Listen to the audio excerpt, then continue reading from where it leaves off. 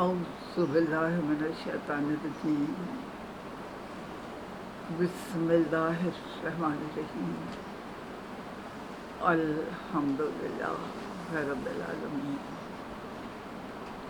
والصلاۃ والسلام علی اشرف الانبیاء والمرسلین سید الاولین والآخرین رحمت للعالمین سیدنا و مولانا ابوالقاسم وعلی آلہ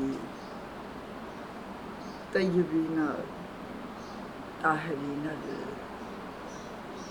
المعصومین المظلومین. حاضرین و ناظرین کرام، ہم گزشتہ مجلس میں مختصراً میدان کربلا کا ذکر کر رہے تھے. میدان کربلا کے بعد بھی کربلا کے محاذ باقی ہیں. مکے سے روانگی کے وقت میں نے عرض کیا تھا کہ ابن عباس نے امام عالی مقام سے کہا تھا اگر آپ شہادت کا ارادہ ہی کر چکے ہیں تو انہیں کیوں لے جا رہے ہیں.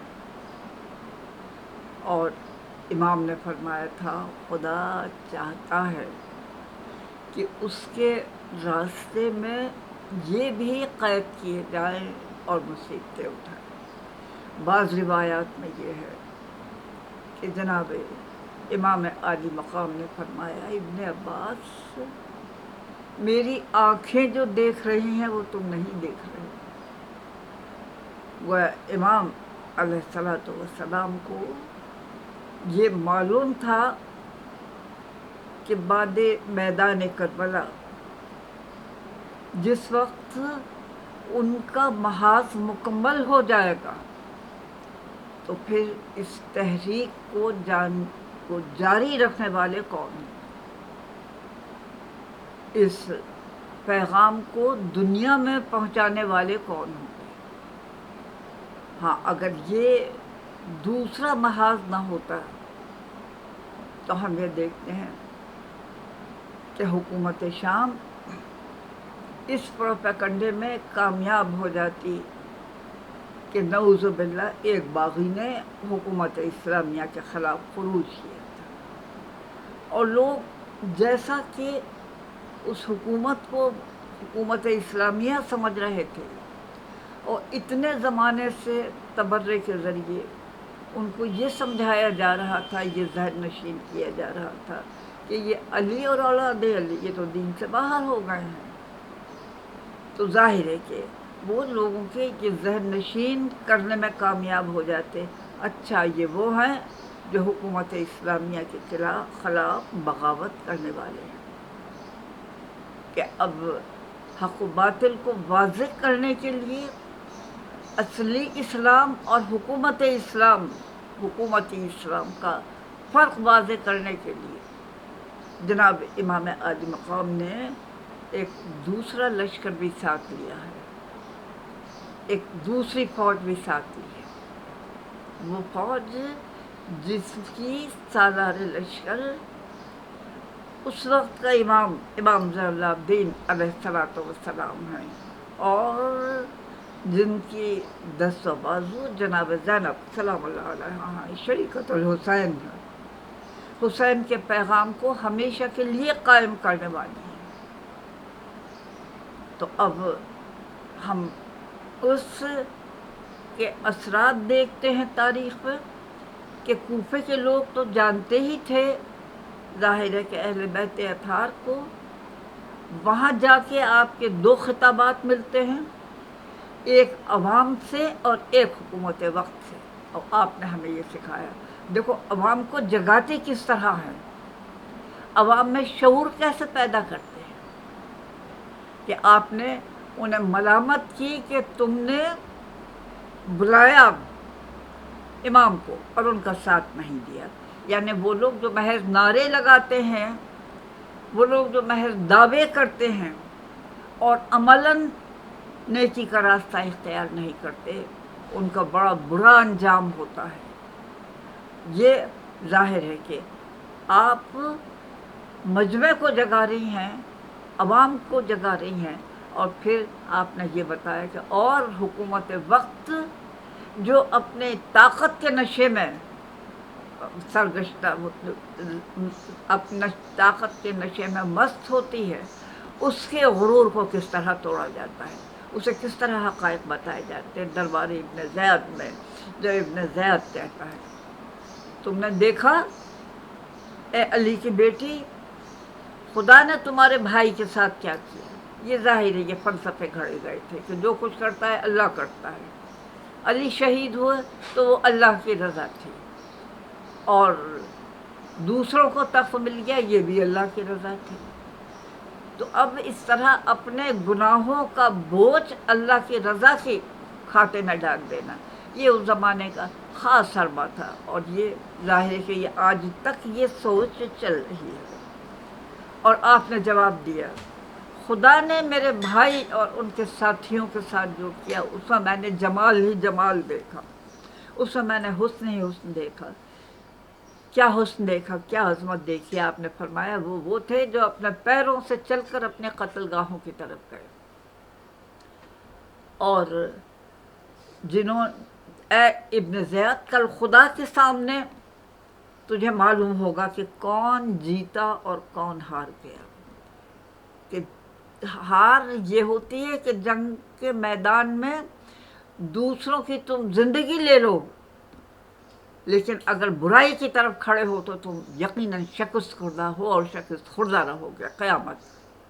اور جس نے نیکی کی خاطر جان دی، وہ آج بھی فاتح اور وہ ہمیشہ فاتح رہے گا یوم قیامت تک۔ یہ بیوی نے ہمیں بتایا، دیکھو اس طرح جابروں کے غرور کو توڑا کرتے ہیں، اس طرح سلطان جابر کا مقابلہ کیا کرتے ہیں، اور یہ سب سے بڑا جہاد ہے۔ جیسا سرکار خاتم الانبیاء نے فرمایا تھا کہ سب سے افضل جہاد تو سلطان جابر کے سامنے کلمہ حق کہنا ہے۔ پھر ہم یہ دیکھتے ہیں کہ دوسرا جو ملوکیت کا مرکز ہے دمشق، وہاں قیدیوں کی صورت میں لے جائے جاتے ہیں۔ اس طرح سے کہ امام زین العابدین فرماتے ہیں، ایک رسی میں ہمارے 12 گلے بندھے ہوئے تھے، اس میں چھوٹے بھی تھے، اس میں بڑے بھی تھے۔ جب بڑے سیدھا ہونا چاہتے ہیں، بچوں کے دم گھٹنا لگتا، اس وجہ سے ہم لوگ جھک جھک کے چلا کرتے تھے۔ اور وہاں کوئی لعین دروازے پہ کہتا ہے، میرے زبان سے الفاظ نہیں نکلتے، فاجران لعین دربار امیر المومنین میں لائے جاتے ہیں۔ یہ دیکھیے تاریخیں کس طرح سے مسخ ہو رہی ہیں۔ اور آپ نے فرمایا امام زین العابدین اس قید کی حالت میں جواب دیتے ہیں، فاجر اور لعین وہ ہوتا ہے جو احکام خداوندی کے احکام خداوندی سے بغاوت کرتا ہے، وہ ہم نہیں، ہمارے دوسرے ہیں۔ واہ، ایسے ایسے جابر حکمرانوں کے سامنے کلمہ حق کہنا، یہ دنیا کو اہل بیت اطہار نے سکھایا ہے۔ اور پھر جناب زینب سلام اللہ علیہا نے جو خطاب فرمایا ہے، اس نے تو منظرنامہ ہی بدل دیا۔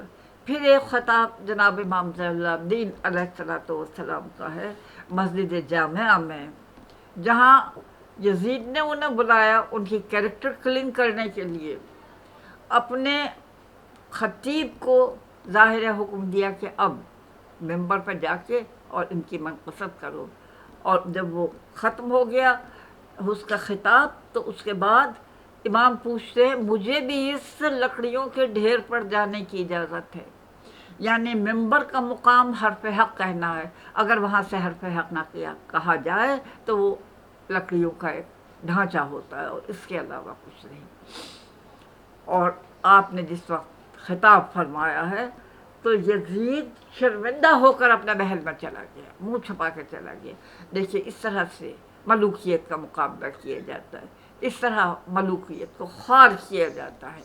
یقیناً جب حق آتا ہے تو باطل فنا ہو جاتا ہے، اس لیے کہ باطل کی تو فطرت ہی فنا ہونے والی ہے۔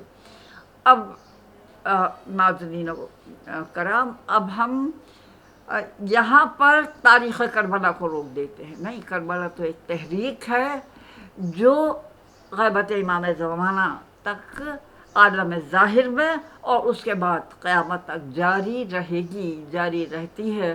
اور جناب زینب نے یہ فرش عزا جو ہمیں عطا کیا ہے، یہ اسی لیے عطا کیا ہے کہ ہم اس تحریک کو جاری رکھیں، ہم اس تحریک پر قائم رہیں، دنیا کو جگاتے رہیں، دنیا کو شعور دیتے رہیں۔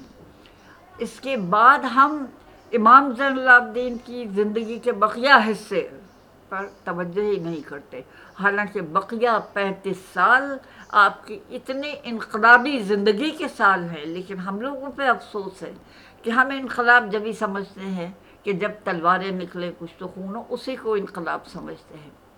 نہیں، انقلاب خاموشی سے بھی ہوتا ہے۔ انقلاب اصل وہ ہوتا ہے جہاں لوگوں کی ذہنیتیں بدل دی جائیں، جہاں لوگوں کے سامنے سچائیاں واضح کر دی جائیں۔ اور ہم یہ دیکھتے ہیں امام زین العابدین علیہ الصلوۃ والسلام کی یہ 35 سالہ زندگی اتنی معجزانہ ہے کہ جناب رسالت مآب نے جو فرمایا تھا کہ دعا مومن کا ہتھیار ہے، اس کے معنی اب سمجھ میں آتے ہیں۔ ہتھیار تلواریں ہی نہیں ہوتی، ہتھیار لوہے کے ہی نہیں ہوتے، ارے دعا بھی سب سے بڑا ہتھیار ہوتی ہے۔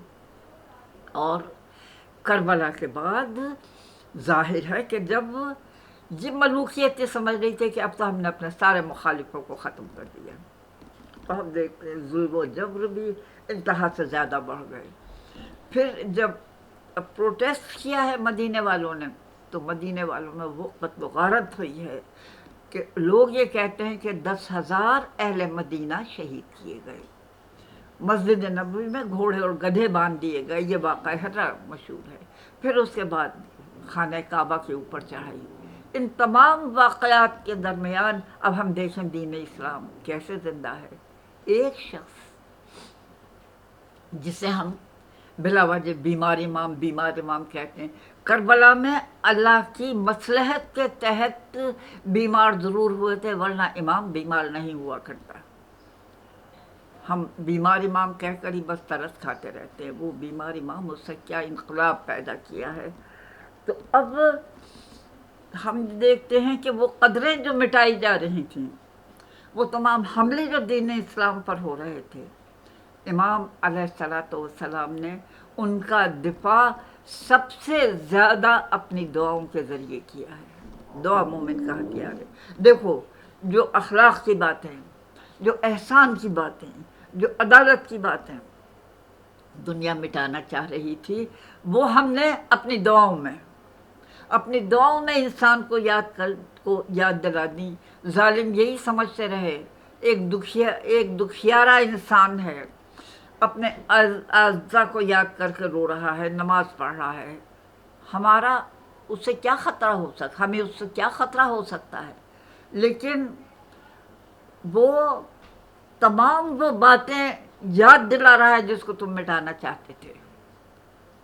صحیفہ کاملہ جناب امام سید سجاد کی دعاؤں کا مجموعہ، جسے آپ نے خود ڈکٹیٹ کرایا ہے 2 امانت داروں کو، ایک ہمارے 5ویں امام ہیں اور ایک حضرت زید شہید ہیں، اور 2 کو اس لیے کہ تاکہ ایک نسخہ ضائع کروا دیں، اگر ظالم کسی صورت سے، تو کم از کم ایک تو باقی رہ جائے اور آئندہ نسلوں تک پہنچ جائے۔ تو یہ جو دعاؤں کے ذریعے انقلاب آ رہا ہے، یہ دعاؤں کا ہتھیار جو استعمال ہو رہا ہے، یہ تو 1 صدی کے بعد دوسری صدی، 1 سال کے بعد دوسرے سال، 1 دن کے بعد دوسرے دن، یہ ظاہر ہے کہ نسلوں کو منتقل ہوتا چلا جائے گا۔ ظالموں کے خطبے ختم ہو جائیں گے، امام زین العابدین کی دعا گونجتی رہے گی، اور پھر جو شخصیت ایسی ہو جو ان دعاؤں پہ عمل کرنے والی ہو، اس کی عبادتوں کو دیکھیں، اس کی ریاضتوں کو دیکھیں، جو روایات ہمیں ملتی ہیں تاریخ میں، اس کو اللہ کے سامنے ظاہر خشوع و خضوع اور فریاد کرتے ہوئے دیکھیں کہ رات کے اندھیروں میں کبھی خانہ کعبہ کے قریب سے رونے کی آواز آ رہی ہے، کبھی مسجد نبوی کے قریب سے، اور لوگ سن رہے ہیں، پہچان رہے ہیں سید الساجدین کی آواز ہے، فرزند رسول کی آواز ہے۔ یہ طریقہ عبادت بتا رہا ہے کہ اللہ کی عبادت کیسے کرتے ہیں۔ جب اللہ کے درمیان ہیں ہمارے امام تو وہ عبادت کے معنی بتا رہے ہیں، اور جب انسانوں کے درمیان ہیں، انسانوں کے درمیان ہے تو یہ بتا رہے ہیں کہ انسانی حقوق کا کس طرح سے احترام کیا جاتا ہے، کہ آپ کے دسترخوان پر سب مدعو ہوتے ہیں، جو آئے کھائے، اپنے اہل خاندان کے لیے لے جائے، اور پھر بھی کچھ لوگ شرم کی وجہ سے نہیں آ سکتے۔ امام ان کا حال جانتے ہیں، ہماری طرح نظر انداز نہیں کرتے کہ اس نے ہم سے مانگا تو نہیں، کچھ نہیں، جانتے ہیں کون وہ ہیں کہ جو مفلوق الحال ہیں لیکن مانگتے میں شرم کرتے ہیں۔ تو آپ راتوں کے اندھیرے میں ان کے لیے سامان خورد و نوش اپنے کاندھے پر رکھ کر ان کے محلوں میں پہنچاتے ہیں، چہرے پر نقاب پڑی ہوئی، وہ پہچانتے نہیں کون ہے، گھروں کے دروازے پر کھڑے انتظار کر رہے ہیں، بس یہ کہتے ہیں وہ آ گیا روٹیوں کا بانٹنے والا۔ ہاں، کیا خوبصورت لقب ہے، وہ آ گیا روٹیوں کا بانٹنے والا۔ اور آپ سب کو ضروریات زندگی دے کے آپ پھر اپنے گھر کی طرف ظاہر تشریف لے آتے ہیں۔ اور یہ راز کہ وہ بانٹنے والا کون تھا، وہ رزق کا بانٹنے والا کون تھا، یہ اس وقت پتہ چلا جب آپ اللہ کی طرف سفر کر گئے اور آپ کی کمر پر کوڑوں کے نشان بھی تھے، اور آپ کی کمر پر سامان اٹھانے کے بھی نشان تھے۔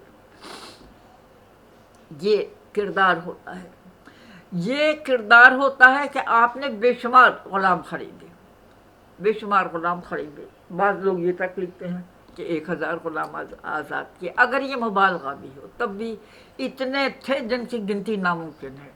پھر آپ انہیں اپنے پاس رکھتے تھے، وہ آپ کے اخلاق سیکھتے تھے، وہ آپ سے محبت کرنے کا سبق سیکھتے تھے، وہ پکے مومن ہو جاتے تھے، اور پھر عید کی شب آپ انہیں جمع کرتے تھے۔ ظاہر ہے کہ گستاخ بھی ہو جاتے تھے، امام آواز دے رہے ہیں جواب ہی نہیں دے رہے، امام نے کہہ دیا کھانا کھا رہے ہو تو جواب نہ دیا کرو، جھوٹ موٹ کہہ دیا کھانا کھا رہے ہیں۔ امام وہ سب باتیں لکھتے جاتے تھے، اور پھر عید کی رات کو انہیں یاد دلاتے تھے، دیکھو تم نے یہ مجھ پر زیادتیاں کی ہیں، دیکھو یہ تم نے وہ کیا جو تمہیں نہیں کرنا چاہیے تھا۔ اور پھر اس کے بعد فرماتے تھے میں نے تمہیں معاف کیا، میں نے تمہیں معاف کیا۔ اور اگلی بات وہاں آپ فرماتے تھے اب تم یہ کہو کہ جس طرح علی بن الحسین نے ہمیں معاف کر دیا، اسی طرح خدا بندہ تو علی بن الحسین کو معاف کرنا۔ تو اللہ، یہ ہے فاتحین کا طریقہ، یہ ہے ملوکیت کو شکست دینے کا طریقہ۔ اور اسی لیے ہم دیکھتے ہیں کس طرح لوگوں کے دل پر پلٹتے ہیں، کس طرح یہ ملوکیت ہار جاتی ہے، کہ وقت کا شہزادہ آیا ہے حج کرنے، لوگ اسے حجر اسود تک نہیں پہنچنے دیتے، اتنے میں ایک شخص سادہ سا لباس پہنے ہوئے آیا اور مجمع کائی کی طرح چھٹ گیا۔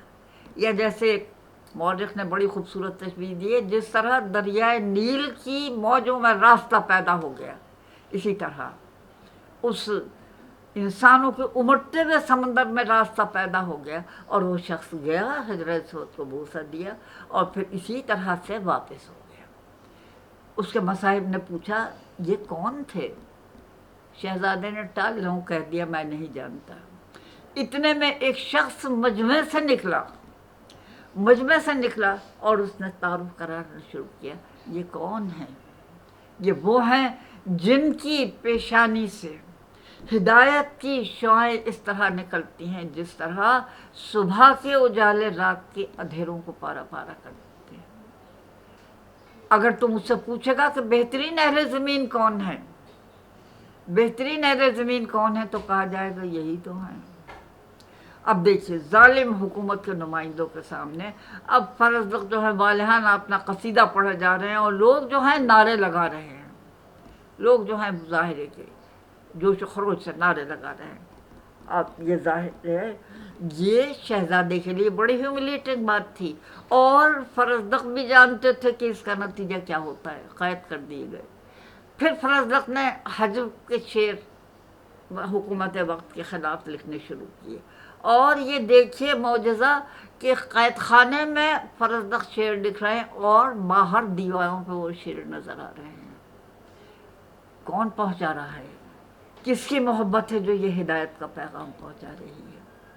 तो ये वो मोहब्बत करने वाले हैं जो अपनी जानों की कुर्बानी देकर, जो अपनी जानों का रिस्क देकर भी जाहिर है कि दीन इस्लाम की कदरों का तहफ़्फ़ुज़ कर रहे हैं, जो रहबरी का तहफ़्फ़ुज़ कर रहे हैं। अब काबिल गौर बात है, फरजदक तो वाक़या करबला के वक्त इमाम हुसैन को ये बता के कि जी कूफे के लोगों के दिल आपकी तरफ है, तलवारें आपके ख़िलाफ़ होंगी, चले गए हज करने और फिर उन्होंने पता भी नहीं लिया कि इमाम हुसैन कहाँ गए। और वो इंसान इस तरह बदलता है, इस तरह बदलता है कि अब मजमा आम के सामने, जालिमों के सामने, मलूकियत के नुमाइंदों के सामने अब बेबाकी से खड़ा हुआ, अब इमामत की शान में कसीदा पढ़ रहा है।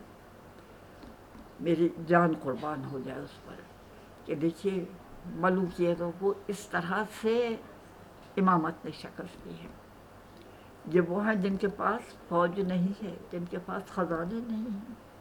लोग फौजों पे और ख़जानों भरोसा करते हैं, लोग मादी ताकत पे भरोसा करते हैं, कुछ भी नहीं है। जैसा एक जगह कहा गया, एक मुफक्किर ने कहा कि इमाम ने ताकत का मुकाबला तक़वे से किया, ताकत का मुकाबला तक़वे से किया। एक तरफ नेकी है और तक़वा है, दूसरी तरफ दुनिया भर की ताकत है। लेकिन देखो जब तक़वा आता है, जब हक़ आता है तो किस तरह बातिल पसपा होता चला जाता है।